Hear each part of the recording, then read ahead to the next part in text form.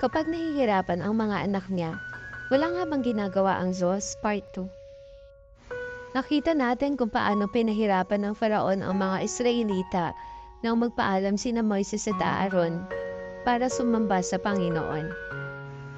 Nagalit ang mga kapatas kina Moises at Aaron at si Moises naman ay nanalangin ng ganito.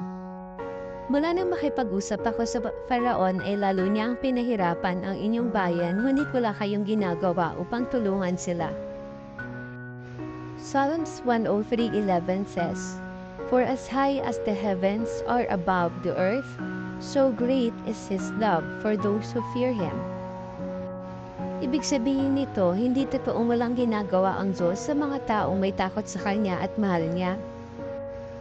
Let's see kung anong ginawa niya sa Faraon at sa mga taga-Ehipto and kung paano niya iniligtas ang kanyang sariling bayan. At ang ginawa ng Panginoon na parusa sa Faraon at sa mga taga-Ehipto ay nagpadala siya ng 10 salot o 10 plagues at ito ay mababasa natin sa Exodus chapters 7 to 12. I am encouraging you to read them. Mula sa unang salot na naging dugo ang tubig, hanggang sa huling salot na namatay ang lahat ng panganay, kasama ang panganay ng Faraon. Magpatuloy sa paglilingkod kahit sa palagay ay hindi tumutugon ang Diyos. Maghintay, manalangin at patuloy lang na magtiwala.